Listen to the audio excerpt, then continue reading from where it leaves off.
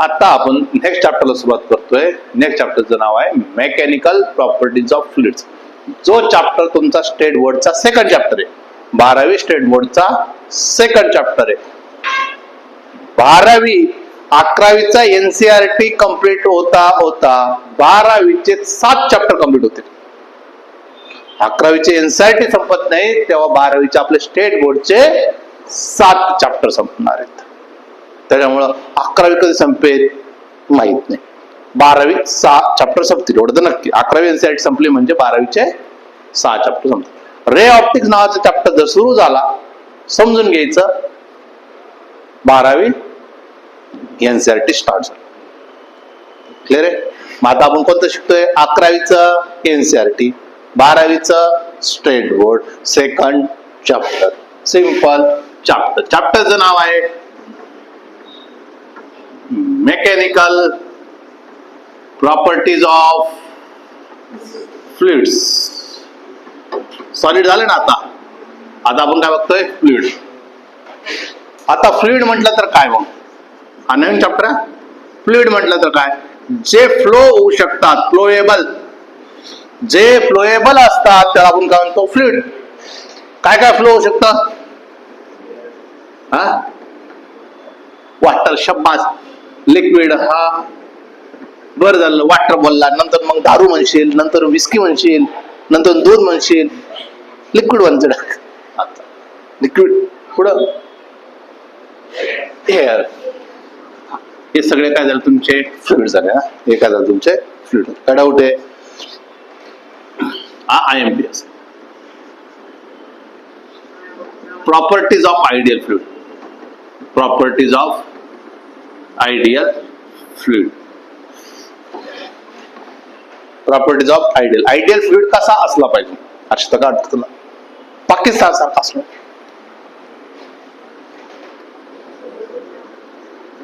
In compressible. IMPS 2 मार्कसाठी नारशी तेवढं लिहिता आलं पण पेपरला आपल्याला तेवढं तरी. इनकॉम्प्रेसिबल. इनकॉम्प्रेसिबल जर म्हटलं तर लक्षात ठेवायचं डेन्सिटी कॉन्स्टंट. डेन्सिटी कॉन्स्टंट राहील पाहिजे. डेन्सिटी बदलून चालणार नाही. आयडियल फ्लुइडचं प्रॉपर्टी पहिली. इनकॉम्प्रेसिबल म्हणजे डेन्सिटी कॉन्स्टंट असले तर त्याला आपण म्हणतो इनकॉम्प्रेसिबल. सेकंड असतं irrational. Irrational flow. Irrational flow म्हणजे स्मूथ फ्लो. कसा फ्लो असला आहे तुमचा? Smooth flow. स्मूथ फ्लो होत असेल. स्मूथ फ्लोलाच आपण पुढे जाऊन म्हणणार आहे आपण streamline flow. Streamline flow. Streamline flow म्हणजेच नदी रेग्युलर जे वाहते ते स्ट्रीमलाईन असतं. पावसाळ्यात जेव्हा वाहते तेव्हा ते असं पावसाळ्यात वाहते. टर्ब्युलंट झालं. जो फ्लो असतो तो कसा घेतो आपण? स्ट्रीमलाईन. तिसरं नॉन विस्कस. जेव्हा आपण फ्लुइड बोलणार, जेव्हा आपण मी फ्लुइड बोलणार तर फ्लुइड मध्ये लक्षात ठेवायचं आहे फ्लुइड कशापासून बनले? नंबर ऑफ लेयर्स पासून बनले. कशापासून बनलेले? नंबर ऑफ लेअर पासून बनलेले. Friction between 2 layers is upset. 2 लेअरचं फ्रिक्शन अपसेट राहील. तुम्ही कधी वाहत्या पाण्यामध्ये उतरलेत? त्याच्यामध्ये उतरल्यानंतर तुम्हाला 2 कंडिशन विचारतो. तर पायापाशी स्पीड जाणवली का गुडघ्या वरती जाणवली जास्त स्पीड? वरती. का बरं? कारण की वरती तुमच्या त्यामध्ये फ्रिक्शन का होतो? कमी असतो. कारण ते लिक्विड मधला आहे. पण तेच जर मी विचारलं तुम्हाला कशामध्ये? ग्राउंडच्या ग्राउंडला असतो ना खाली म्हटलं ग्राउंड आणि लिक्विड 2 डिफरंट मटेरियल झालं म्हणजे फ्रिक्शन वाढेल. म्हणून तिथं स्पीड कमी असतो. पण वरती येतात हळूहळू कळतं. आणि वरच्या साईडला जर मी म्हटलं वरती काय? एअर आहे जो लिक्विड पेक्षा कमी अपोज करतोय म्हणून तिथं स्पीड तुम्हाला जास्त जाणवते. कळालं? मग नॉन विस्कस काय म्हणते? मग स्पीड झाला ना जास्त. मग ते बोललो. चौथं स्टेडी फ्लो. कसा असला पाहिजे? स्टेडी फ्लो असला. स्टेडी फ्लो म्हणजे काय? स्टेडी फ्लो म्हणजे एकाच प्लेटमध्ये गेला. जसं आपण नळ जर चालू केला स्मूथ जे ऑइल तेलाचं असतं ना, तेल कसं असं असं स्मूथ खाली येत असतो. आणि आपलं रेग्युलर नळ जर केला आणि तुम्ही आत घातला तर काय होईल, बाव चढेल तो पाणी, उड्या मारत, तो स्टेडी फ्लो राहणार नाही. येताना स्टेडी होता, तुम्ही असं केलं तर काय झाला, टर्ब्युलंट होऊन गेला. मग स्टेडी फ्लो पाहिजे. हे ideal properties of fluids. Clear आहे? चला नेक्स्ट. मी म्हंटल डेन्सिटी काय असते. डेन्सिटी तुम्ही म्हणशाल डेन्सिटी रो असते. रो इज काय असतं, मास अपॉन व्हॉल्यूम असतं, बरोबर की नाही. मग मी म्हणूया रो 1 काढायचं, तुम्ही काय म्हणशाल M1 अपॉन V1. मी म्हंटल रो 2 काढूया, तर तुम्ही काय म्हणशाल M2 अपॉन V2. जर मी तुम्हाला सांगितलं M1 काढणार आहे, तर तुम्ही काय म्हणशाल रो 1 V1. मी म्हटलं M2 काढणार आहे, तर तुम्ही काय म्हणशाल रो 2 V2. जर मी तुम्हाला सांगितलं V1 काढणार आहे, तर तुम्ही म्हणशाल M1 अपॉन रो 1. जर मी तुम्हाला सांगितलं V2 काढणार आहे, तर तुम्ही काय म्हणशाल M2 अपॉन रो 2. काय डाऊट? मला लागणार पुढचे क्वेश्चन त्याच्यावरचे. बघा, जेव्हा मी काय करणार आहे, दोन लिक्विड एकत्र करणार. दोन लिक्विड काय करणार, एकत्र करायचे. आपलं दोन लिक्विड काय करायचं, आपल्याला एकत्र करायचे. मग तेव्हा डेन्सिटी काय होईल याच्यावर आपल्याला चर्चा करायची.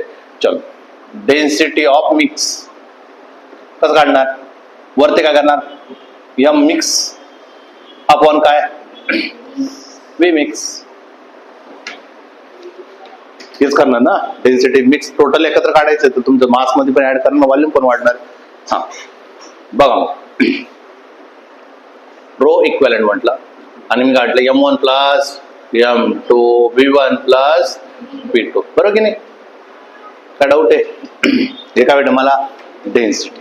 हे काय भेटलं मला, डेन्सिटी मिक्स केल्यानंतरची. पण पहिली केस आहे, पहिल्या केस मध्ये म्हटलं मी सेम व्हॉल्यूम घेतलं. काय घेतलं मी, सेम व्हॉल्यूम घेतलं. म्हणजेच काय म्हणतात मी, V1 बरोबर काय V2 बरोबर काय V. व्हॉल्यूम कसं घेतलं मी, सेम. म्हणजे 1 लिटर पाणी घेतलं आणि 1 लिटर ऑइल घेतलं आणि दोघांनी मी एकत्र केलं तर डेन्सिटी काय असेल, असा प्रश्न आपल्यासाठी. सेम व्हॉल्यूम घेतला, कळालं का, 1 लिटर 1 लिटर. मग बघा, आपल्याला तर माहिती आहे डेन्सिटी इक्विव्हॅलेंट जर मला काढायचं असेल, डेन्सिटी इक्विव्हॅलेंट काढायचं असेल, M1 किती लिहिणार, हा V1 कसं आहे रे, सेम आहे ना. M1 लिहायचं in terms of V. M1 लिहायचं इन टर्म्स ऑफ V. काय लिहिणार, रो 1 V लिहिणार, रो 1 V लिहिणार. काय लिहिलं तुम्ही, row 1 V plus row 2 V divide by काय रे, V प्लस V. नाही कळालं, मग काय होईल रे, row 1 plus row 2 divide into काय V डिवाइड बाय काय 2V. V get cancel. Row 1 plus row 2 divide by काय डाऊट आहे. सिमिलरली घेऊया आपण काय, सेम मास. काय म्हटलं मी, सेम मास. सेम मास म्हटलं तर काय म्हणणार, M1 बरोबर काय M2 बरोबर काय M, असं म्हणणार ना. सेम मास म्हटलं तर हे म्हणणार. मग तुम्ही म्हणणार डेन्सिटी इक्विव्हॅलेंट. डेन्सिटी आता मास सेम आहे ना, मग M प्लस M होऊन जाईल. मास का होऊन जाईल, M प्लस M होऊन जाईल. V in terms of mass, V in terms of mass, M upon rho 1. काय M1 upon rho 1, M upon rho 1, M upon rho 1 plus M upon rho 2. इथं काय झालं मग तुमचा 2 टाइम्स ऑफ M कॉमन काढला, काय उरला 1 upon rho 1 plus 1 upon M get cancel. मग रो इक्विव्हॅलेंट जो आहे तो काय म्हणला, 2 times of 1 upon rho 1 plus 1 upon rho 2. म्हणजेच किती म्हणला, रो इक्विव्हॅलेंट जो काढायचा आहे तो काय म्हणणार 2. काय क्रॉस मल्टिप्लाय करायचा, row 1 plus row 2 divide by काय रो 1 रो 2. मग रो इक्विव्हॅलेंट काय भेटला तुम्हाला, रो इक्विव्हॅलेंट काय भेटला, 2 times of row 1 row 2 divide by काय रो 1 प्लस. रेग्युलर फॉर्म्युला सारखा आला, 2 times of T1 T2 upon T1 plus T2, 2 times of V1 V2 upon V1 plus V2. असले फॉर्म्युले खूप सारे झालेत. कसलाच फॉर्म्युला झाला, कोणासाठी पण महत्वाचं आहे, कोणासाठी, सेम मास साठी. सेम मास साठी. चला, मला हर्षदा बोलले एक क्वेश्चन सॉल्व्ह करून दाखवा, मग आपल्याला सॉल्व्ह करून दाखवावे. जर सेम व्हॉल्यूम असेल तर डेन्सिटी जो आहे तो, सेम व्हॉल्यूम असेल तर डेन्सिटी जो आहे तो बनतो माझा 3. सॉरी 4 आणि सेम मास असेल तेव्हा डेन्सिटी बनतो माझा 3. ठीक आहे, चला सेम व्हॉल्यूम आहे. सेम व्हॉल्यूम असेल तर काय ρ1 प्लस ρ2 डिवाइड बाय काय रे 2 बरोबर काय रे किती बनलाय 4 ना. सेम व्हॉल्यूमच्या वेळेस किती ρ1 प्लस ρ2 डिवाइड बाय काय 2 म्हणजे ρ1 प्लस ρ2 किती बनला फक्त अक्षदा दुसरं काहीच करू शकत नाही ती. दुसरा सेम मास असताना काय 2 टाइम्स ऑफ ρ1 ρ2 डिवाइड बाय काय ρ1 प्लस ρ2 किती आहे 3 आहे. मग बघा तुम्ही टाकलं 2 टाइम्स ऑफ ρ1 ρ1 प्लस ρ2 ची व्हॅल्यू किती आली 8. 4 1 4 4 2 8 बरोबर किती आला 3. हा बेचोक 8 ना. ρ1 ρ2 बरोबर किती आला 12. ρ1 प्लस ρ2 8 आहे. ρ1 इंटू ρ2 किती आहे 12 आहे. म्हणजे मी जर म्हटलं ρ1 आणि ρ2 च्या व्हॅल्यू जर काढायला लावल्या तर एक तर 4 येईल किती होणार आहे 6 येईल आणि 2 येईल 6 किंवा 2 यांची दोघांची बेरीज केली तर किती येते 6 अधिक 2 किती येते 8. हेच पाहिजे नव्हतं 6 अधिक 2 किती येणार आहे 8. आणि इथं बघितलं मल्टिप्लिकेशन पाहिजे मला ρ1 ρ2 6 गुणिले 2 किती झाले 12 आणि ते आपल्याला भेटतं. एक तर ρ1 ρ2 ची किती बनले एक तर 3 किंवा 6 किंवा 2.